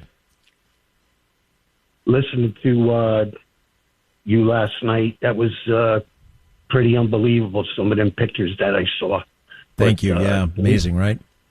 Yeah, that pile I saw there of people that's like having humans, like do that to other humans, It was like incredible to see that. But the reason why I was calling was about the SAVE Act. I don't know if you remember me. I called you and told you the story about the little girl. My son was the security officer, and she was afraid of him that he might kill her. Oh, you yeah. Remember that story? Yeah. Yeah. That was me. That was like 3 years ago. And the thing, this security for voting, we got 4 or 5 people are going to hold, 80% of the country, tens of millions of people hostage over not having the voting rights, you know. That's like, to me, that's plan A. If it doesn't work, I think I got like plan B, where every time I go to vote around the corner in the church, it's for 24, 48 hours. That place, I consider that a federal or government type facility with the government people in there for the voting, the equipment. I consider that a secure place. Now, you try to go into any federal building in the country, you have to present ID. So when you go to vote, you can't get in to vote unless you present ID to get into the federal facility. So, well, no, you're saying, well, we don't have them in the federal facility now. You said that, right? What? ID? You don't vote. Yeah, I know. You don't vote in federal facilities. Look, we love ID. The SAVE Act is so important, and there's no rational argument against it. Tom Tillis, they told me, you got to listen to Tom Tillis. I listened to him. He's just an angry guy who's upset that he wasn't involved in the crafting of it all. How are you otherwise? I'm good. Everything is good here. My son is awesome. I'm hopping on a plane to Nashville tonight to go see my son in my grandson at Lake Kentucky. He's fishing in the Bassmaster Junior National Championship. Oh, how about that? That used to be on TV, by the way. Bass, that's a good thing. All right, pal. Good luck with your the fish and your grandson, and have a great time. Thanks for calling. Let's see here. Tom in New Jersey. Hello. Is he there? Oh, shoot. Pump up the volume on this guy. Hello, are you there? Oh, well. Let's try Rich. How are you, sir? I'm very good, Colonel. Thank you. I want to talk about the terror mayor and the fact that he knew from the very beginning that he did not have the authority to send the NYPD to arrest Prime Minister of Israel. He knew it the whole time, and he kept going and going and going until he couldn't. So I want to know why all the high-profile cops out there and the union aren't outraged that Mamdani is trying to use the greatest police department in the history of Western civilization to carry on his jihadist message. All right, hold on a second. All right, don't get mad at the cops. I've seen a lot of cops, actually. We've had the unions in here. We've had the unions come in here and speak truth about Mamdani. Right? Now, they're also in a weird situation. As you know, this guy pulls the strings on the contract. I guess, you're right. I would like to hear more from them. All right? I would like to hear more from them. The PBA. We had that one man here, Avila from the SBA. He's great. I don't know. I think, we should be hearing. And you know what? The top cop, Tish, for her to be going along with this, what do you make of that? What do you make of that? So, what? Yeah, you're cutting me off. What do I make of that? Easy, pal. Easy there. Easy there. All right. What's your final word? What's my final word? I want all the top cops that call in here every day, and this station listening audience back the blue. We were the first ones to rally around the cops. They need to stop this because Mamdani's going to do it again. What top cops are you talking about, by the way? What top cops? Name names. Bo Dietl. Wait. Bo Dietl. Wait. Bo Dietl. Bo Dietl's not a cop. You take top cops. Bo Dietl's an ex-cop. He's yelling and screaming about Mamdani all the time. You know that. Aren't you listening? I can hear that show when I'm at home with the radio off. He's yelling and screaming about stuff. All right, before you cut me off, I think you should listen up, all right? We're doing everything we can, pal. I'll see you around. Let's see here. 800-848-9222, 800-848-9222. Mike in New Jersey. Hi, Greg. You were talking to Blaine Holt, one of the greatest minds in America. And I remember when you talked about Dr. Oz when he was running for Senate, said, you know what, this is a guy you could vote for because he does amazing things. He saves lives. He does all that stuff. Blaine Holt, same thing. Then I look at people like Joe Biden and Obama, and I say, what did these guys ever do in their entire lives that would make them someone we should vote for as our chief executive? Yeah, I love it when somebody brings a skill, a real world skill. You know, this is something I know how to do. And I learned a few things from becoming really, really good at this, becoming one of the best in the world. And here's something I can offer the country. We have had very few presidents like that. We've had basically George Washington, Eisenhower, and Trump. All right, in terms of world-class achievement and skill in their chosen field, and then they become president, another line of work. And, you know, I mean, I love Reagan, but let's face it, he wasn't the greatest actor in the world. You know, nobody would, these guys self-appoint, like, I want to be president, because they want to be president. It's not about what they want to do. All right there, pal. You good? Carmine is next. Hello. Hey, Greg, eBay is not too hard to learn. I would definitely take some of your ties, especially if they're Tom Ford. I only have one Tom Ford tie, and I don't like it. Yeah, okay, well, listen, I thought about you last night. You want to know? I was at Jones Beach Theater, and Chicago played. And in the middle of their set, I hear a song, and I'm like, I know the song. I know the song. And they played I'm a Man, your theme song. It was great, Greg. The sun was going down, the seagulls were flying. It was really fabulous show. All right, that's beautiful. Never saw that place. Never been to that theater, Jones Beach. Never, ever been there. Chicago, huh?